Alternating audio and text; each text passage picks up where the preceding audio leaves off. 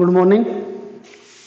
Durga classes जो app है उसके ऊपर फिजिक्स का जो सिलेबस है वो आज से स्टार्ट हो रहा है।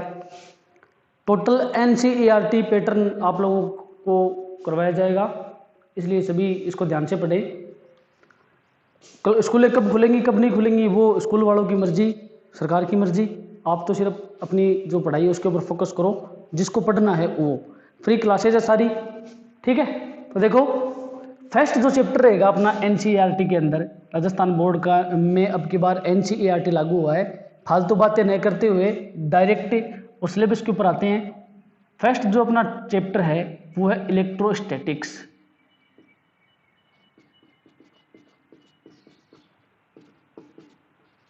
इलेक्ट्रोस्टैटिक्स इसका मतलब होता है स्थिर विद्युतिकी।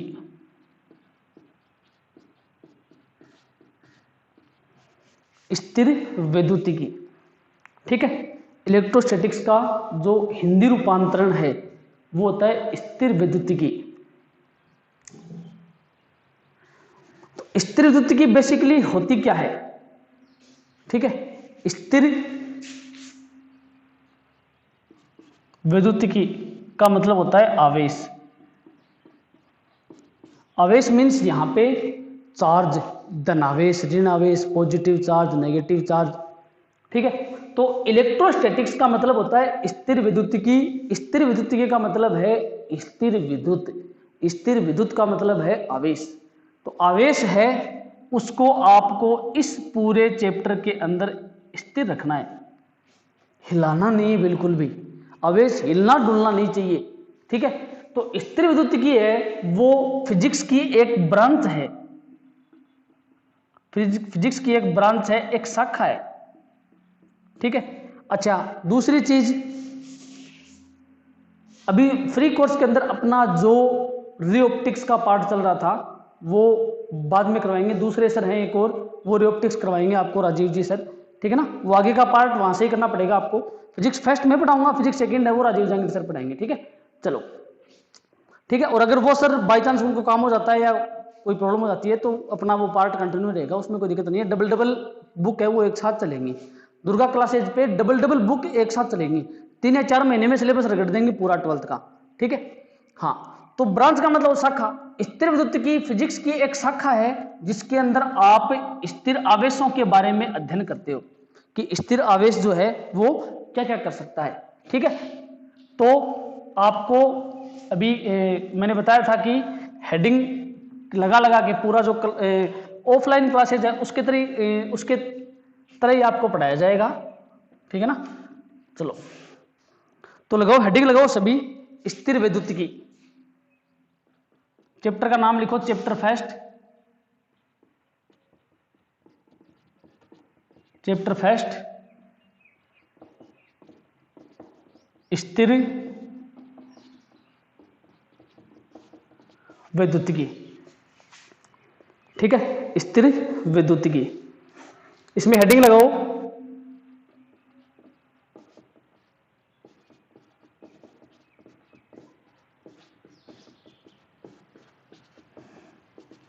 स्थिर विद्युतिकी, ठीक है। स्थिर विद्युतिकी लिखो, इसमें लिखो भौतिक विज्ञान की वह शाखा, भौतिक विज्ञान की वह शाखा जिसमें स्थिर आवेशों, भौतिक विज्ञान की वह शाखा जिसमें स्थिर आवेशों व उनके मध्य होने वाली अन्योन्य क्रियाओं का अध्ययन किया जाता हो,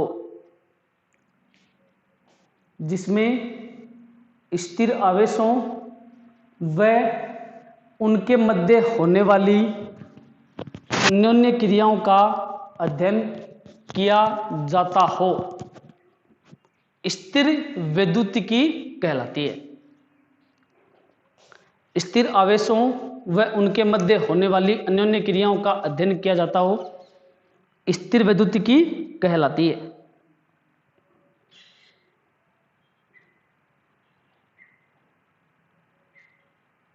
स्थिर विद्युतिकी कहलाती है।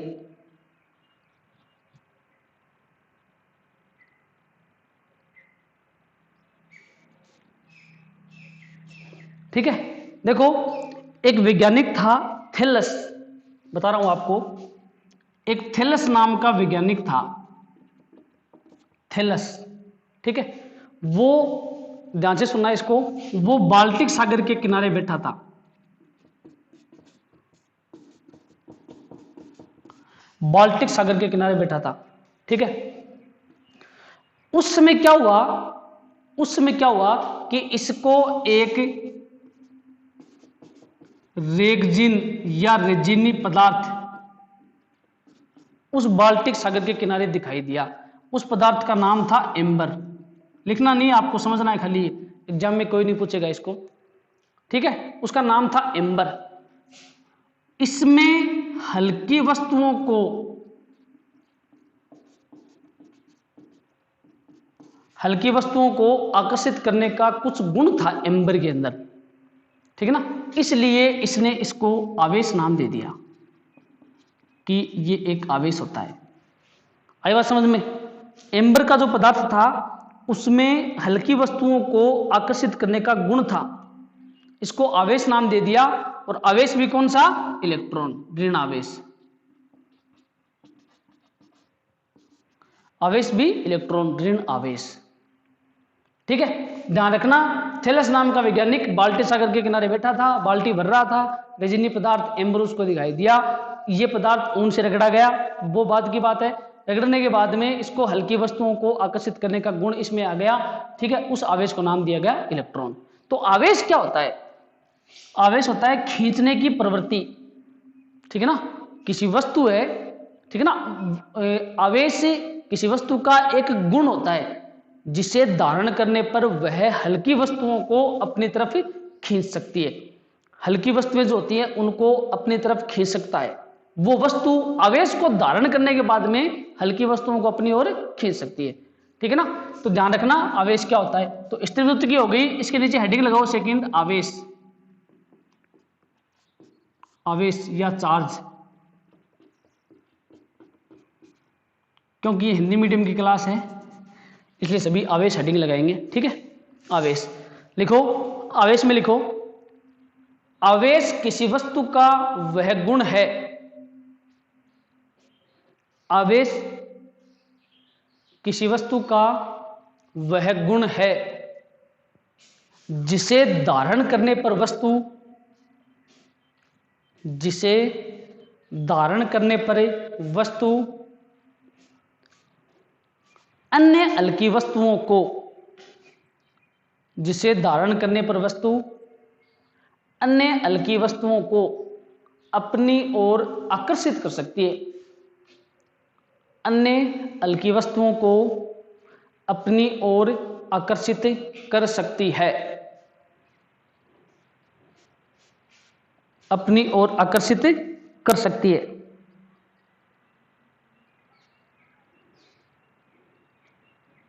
ठीक है ना, आकर्षित कर सकती है। अब लगाओ हेडिंग नेक्स्ट, आवेश के प्रकार।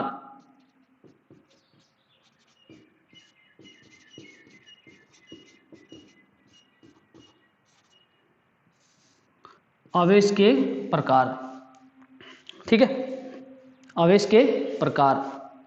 आवेश का जो प्रकार है आपको पता ही सभी को, आवेश दो प्रकार का होता है, धनावेश और ऋण आवेश, पॉजिटिव आवेश, पॉजिटिव चार्ज, और नेगेटिव चार्ज, नेगेटिव आवेश, ठीक है, धनावेश और ऋण आवेश, ठीक है। अब धनावेश जो है वो चार्ज कहां से आया, किसने ये बात बताई कि वास्तव में ये धनावेश जो है वो होता है, ऋणावेश जो है वो कहां से आया, ऐसा कौन सा आदमी था जिसने आपको ये बात बताई कि ये ऋणावेश है, ठीक है। तो आवेश जो है वो बेसिकली दो प्रकार के होते हैं, फर्स्ट होता है आपका धनावेश, और सेकंड आपका होता है ऋणावेश, ठीक है। और तीसरा भी कोई होता है क्या आवेश, उदासीन, न्यूट्रल। क्यों उदासीन? कि आज उदास बैठा है, उदास बैठा है मतलब पॉजिटिव और नेगेटिव आपस में टच हो गए, पॉजिटिव नेगेटिव आपस में टच हो जाते हैं, उसको उदासीन आवेश बोलते हैं। क्यों? ये कोई आवेश नहीं होता, आवेश दो प्रकार के माने जाते हैं। तीसरा भी होता है न्यूट्रल, उदासीन, ठीक है ना। न्यूट्रल चार्ज कि किसके ऊपर कितना चार्ज है, न्यूट्रल चार्ज। लेकिन ये आगे की बातें हैं, 12th के लेवल की बात नहीं है, ठीक है ना। पॉजिटिव नेगेटिव आपस में जितनी मात्रा पॉजिटिव की है उतनी मात्रा नेगेटिव की हो गई। जैसे न्यूट्रॉन है, न्यूट्रॉन के ऊपर आवेश शून्य होता है ना, न्यूट्रॉन के ऊपर आवेश होता है। न्यूट्रॉन अनावेशित कण नहीं है, उसके ऊपर आवेश है वो उदासीन, न्यूट्रल, ठीक है ना। न्यूट्रॉन जो है न्यूट्रॉन जो है उसके ऊपर आवेश उदासीन होता है, जितना पॉजिटिव उतना नेगेटिव, इसलिए कैंसिल हो गया, ठीक है। तो आवेश दो प्रकार के होते हैं, धनावेश व ऋणावेश। तो हेडिंग लगाओ आवेश के प्रकार, इसमें लिखो आवेश के प्रकार में लिखो आवेश सामान्यतः दो प्रकार के होते हैं। आवेश सामान्यतः दो प्रकार के होते हैं, ठीक है। अब लिख लो 1 नंबर धनावेश, 1 नंबर लिख लो नीचे धनावेश, ब्रैकेट में लिखो धनात्मक आवेश, और 2 नंबर लिख लो ऋण आवेश या ऋणात्मक आवेश।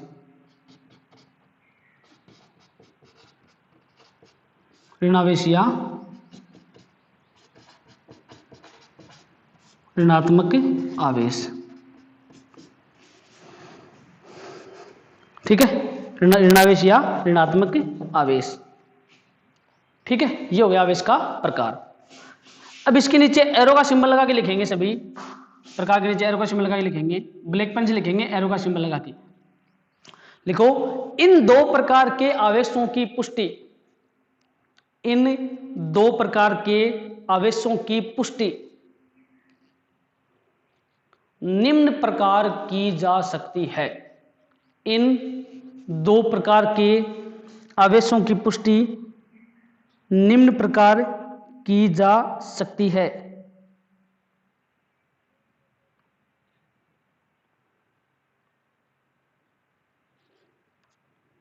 निम्न प्रकार की जा सकती है, ठीक है। अब प्लस कहां से आया और माइनस कहां से आया? देखो एक वैज्ञानिक था फ्रैंकलिन, बता रहा हूं मैं आपको, उसने एक बात फेंकी थी, ठीक है ना। वैज्ञानिक ने एक ट्रिक फेंकी थी, फ्रैंकलिन ने एक बात फेंकी थी, ठीक है। वो बात देखो क्या थी। देखो फ्रैंकलिन ने क्या किया, फर्स्ट जो एक्सपेरिमेंट है उसमें उसने कांच की छड़ ली, एक कांच की छड़ ली, और कांच की छड़ को इसने रेशम के कपड़े से रगड़ा, ठीक है। कांच की छड़ को रेशम के कपड़े से इसने रगड़ा। रगड़ने के बाद कांच की छड़ जो है वो पॉजिटिव चार्ज हो गई, ठीक है। सिमिलरली रेशम का कपड़ा क्या हो गया, नेगेटिव चार्ज। तो कांच की छड़ पर क्या हो गया, धनावेश उत्पन्न हो गया। सेकंड इसने एबोनाइट, एबोनाइट जो है वो प्लास्टिक का एक प्रकार होता है, एबोनाइट की छड़ ली थी। एबोनाइट की छड़ को इसने और बिल्ली की खाल या फर का कपड़ा, बिल्ली की खाल या फर का कपड़ा, ठीक है ना। फर जो है वो बिल्ली की खाली होती है, रेशम या सिल्क का कपड़ा, एक ही बात है, रेशम या सिल्क का कपड़ा। तो एबोनाइट या प्लास्टिक की छड़ को इसने जब बिल्ली की खाल या फर के कपड़े से रगड़ा तो एबोनाइट की छड़ ने ऋणात्मक आवेश प्राप्त कर लिया, ठीक है ना। और फर का कपड़ा क्या हो गया, धनावेशित, सीधी सी बात है। लेकिन ये बात लिखनी जरूरी नहीं है कि फर का कपड़ा धनावेशित हो गया। कांच की छड़ को जब आप रेशम के कपड़े से रगड़ोगे या सिल्क के कपड़े से रगड़ोगे तो कांच की छड़ धनावेशित हो जाएगी। एबोनाइट की छड़ को या प्लास्टिक की छड़ को फर के कपड़ों से रगड़ोगे तो प्लास्टिक की छड़ क्या हो जाएगी, ऋणावेशित हो जाएगी, ठीक है ना। इसका मतलब क्या हुआ, टोटल जो बात है वो यही है कि इलेक्ट्रॉन है उसका स्थानांतरण हो गया, ठीक है ना। और ये जो प्रक्रिया है इसको बोलते हैं आवेशन की प्रक्रिया या आवेश की प्रक्रिया। आई बात समझ में? तो कांच की छड़ को सिल्क के कपड़े से रगड़ोगे तो कांच की छड़ धनावेशित हो जाएगी, और एबोनाइट की छड़ को फर के कपड़ों से रगड़ोगे तो एबोनाइट की छड़ क्या हो जाएगी, ऋणावेशित हो जाएगी। ये बात वैज्ञानिक बेंजामिन फ्रैंकलिन ने कही थी, ठीक है ना। बेंजामिन फ्रैंकलिन ने कही थी इसलिए आवेश का सबसे छोटा मात्रक फ्रैंकलिन होता है। ठीक है ना, आवेश का सबसे छोटा मात्रक फ्रैंकलिन होता है। ठीक है, तो ये जो बातें हैं ये नेक्स्ट वीडियो में डिस्कस करेंगे। पहली क्लास है, छोटा वीडियो, कल से 45 मिनट या 1 घंटे का वीडियो अपलोड होगा। नोट्स आपको खुद को लिखने पड़ेंगे, 3 या 4 महीने में पूरा सिलेबस करवा देंगे। ठीक है ना, हाफ ईयरली से पहले पहले इस ऐप पे पूरा सिलेबस हो जाएगा क्लासरूम की तरह, कोई भी परेशानी नहीं आएगी। टेस्ट भी होंगे और आपको सब कुछ इसी ऐप के ऊपर मिलेगा। ठीक है ना। हाँ, तो कांच की छड़ को रेशम के कपड़े से रगड़ा, एफआरडी के फर के कपड़े से रगड़ा, इसका प्रैक्टिकल है वो नेक्स्ट क्लास में। ठीक है।